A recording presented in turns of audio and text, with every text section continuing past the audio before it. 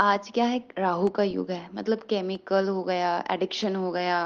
पहले तो क्या था कि व्यक्ति मतलब पैसे बचाता था, शराब नहीं पीता था, गुटखा नहीं खाता था। तो क्या था कि व्यक्ति की हेल्थ भी सही रहता था और धन भी बनता बचता था और नेम फेम भी होता था उसका। गांव में सबकी एक अच्छी वो क्वालिटी जिसको हम बोल सकते वो थी। पर आज क्या, आराम से गुटखा खा रहा है व्यक्ति, अपना करियर भी बर्बाद कर रहा है। उसके पीछे लिखा भी होता है कि इसके खाने से कैंसर होता है, तब भी मर रहे हैं। मतलब शत्रु की तो जरूरत ही नहीं, व्यक्ति खुद ब खुद मर जाएगा। जितना पैसा माँ बाप ने जोड़ा या उस बंदे ने जोड़ा ना, तो वो भी बर्बाद हो जाता है। तो कितनी अच्छी चीज है कि आपको आपके शत्रु परेशान नहीं करते, आपको कोई दूसरी टेंशन नहीं है सिर्फ गुटखा खाने से। ऐसे भी लोग शौक में खा रहे हैं, ऐसा जरूरी नहीं है कि कोई टेंशन हो, उनको डिप्रेशन हो तभी व्यक्ति गुटखा शराब या नशे की लत लगता है। वो अपने शौक से भी व्यक्ति इधर चले जाते हैं। तो कितनी अच्छी बात है, किसी को कुछ करना ही नहीं पड़ता और अपने बसा बसाया घर बिगड़ जाता है। तो व्यक्ति कब नशा करता है या कब इसमें एडिक्शन हो जाता है, मानो गुटखा ही खा रहा है। तो पहले तो क्या था कि खाना खाने के बाद पान खाया जाता था, क्योंकि पान में औषधि रहती थी, जैसे सौंफ हो गई, इलायची, लौंग, चूना, जैसे वो कैल्शियम का काम करती है। मतलब अलग अलग तरह के प्रोटीन मिल जाते थे, जिसके कारण पाचन जो रस होता है उसमें हेल्प मिलती थी और खाना जल्दी पच जाता था। पर आज क्या होता है कि बहुत सारे लोग ऐसे ही गुटखा खाने लग जाते हैं, जिस पे लिखा भी होता है तब भी वो देखते नहीं है कि उस पे उसके खाने से कैंसर होता है। तो कितनी इजीली आप छोटी छोटी मात्रा में इकट्ठे करके विष इकट्ठा कर रहे हैं अपनी बॉडी में। तो क्या है कि कुछ जो रीजन होता है, हमारे प्रारब्ध भी रहते हैं। यदि आपकी आत्मा इतनी अच्छी नहीं होती ना, तो आप ये जो हमारे प्रारब्ध है वो कैसे कटेंगे। कुछ पाप रहते हैं तो वो स्वाभाविक है। यदि आपके पास धन है तो धन के थ्रू निकलेगा, आपके पास शरीर है, सब सुविधा है घर में। पर फिर भी देखिए ना, कभी कभी ऐसा होता है कि बहुत बड़ा घर परिवार सब कुछ है, पैसा है, पर बीमारियां उनको खा जाती है। तो क्या प्रारब्ध ही तो है ना ये, कि भुगत रहे हैं। तो गुटखा, तंबाकू या नशे की लत ऐसे ही होती है। नमस्कार दोस्तों, मैं प्रज्ञा आपका हार्दिक स्वागत करती हूँ अपने प्रोग्राम में। दोस्तों, मेरा व्हाट्सएप नंबर, यदि किसी को भी कुंडली से रिलेटेड जानकारी चाहिए, कुंडली बनवाना हो, तो आप इस पर संपर्क कर सकते हो और इसके चार्जेस हैं। और यदि मेरा प्रोग्राम आपको अच्छा लग रहा है तो लाइक करें, शेयर करें, प्लीज सब्सक्राइब जरूर करें।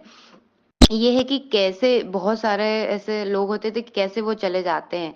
तो गुटका है जो राहु के अंडर में आता है, और मन है जो हमारा चंद्रमा रहता है। तो राहु के साथ जब भी चंद्रमा हो, केतु चंद्रमा की युति हो, शनि चंद्रमा की युति हो, तो ये क्या मानसिक बीमारी दर्शाता है। मतलब इसमें है ना, यदि ये दूसरे और छठे भाव में बन जाती है ना, तो फिर ये लंबी लंबी असाध्य बीमारी दे देती है, जैसे कि कैंसर।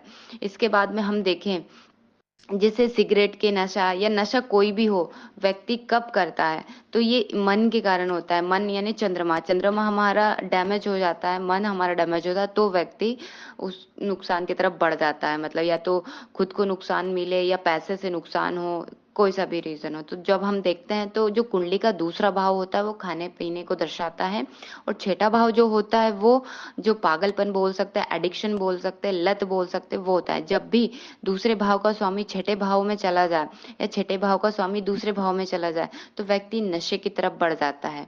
और ये खासकर मानो शत्रु राशि में हुए तो फिर बहुत ज्यादा इफेक्ट होगा।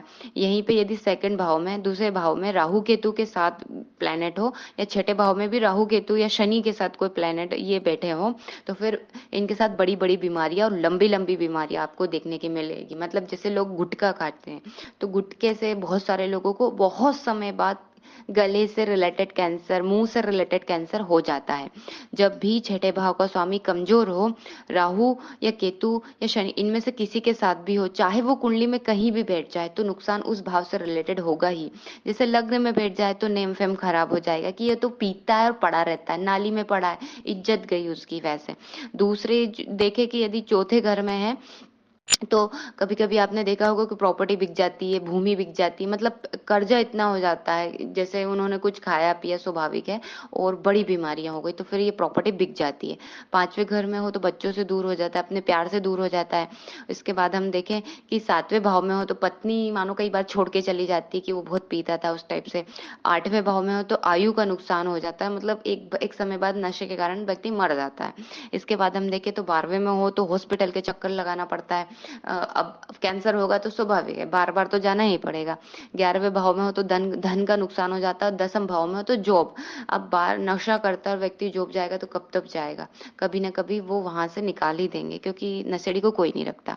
और इसके साथ ही हम अगर देखें, छठे भाव का स्वामी या दूसरे भाव का स्वामी वक्री भी हो ना यदि, और कहीं भी बैठ जाए वो राहु केतु के साथ दूसरे भाव में या छठे भाव में, तो भी नशे की लत लग जाती है। मतलब धीरे-धीरे व्यक्ति बर्बादी की तरफ बढ़ जाता है। और इसके साथ ही ये युति प्रबल कब रहती है, मानो चंद्रमा केतु के साथ हो, शनि के साथ हो, राहु के साथ हो, तो ये 6, 8, 12 में हो ना, तब बहुत ज़्यादा इफ़ेक्टेड हो जाती है। और इसके साथ में यदि मानो शनि के साथ में हो तो क्या डिप्रेशन में चले जाएगा, वो लंबी-लंबी बीमारियाँ देगा। केतु के साथ हो तो व्यक्ति बहुत ज़्यादा कन्फ्यूज़ रहेगा, दिशा उसको नहीं मिलेगी, तो व्यक्ति नशे की तरफ बढ़ जाता है।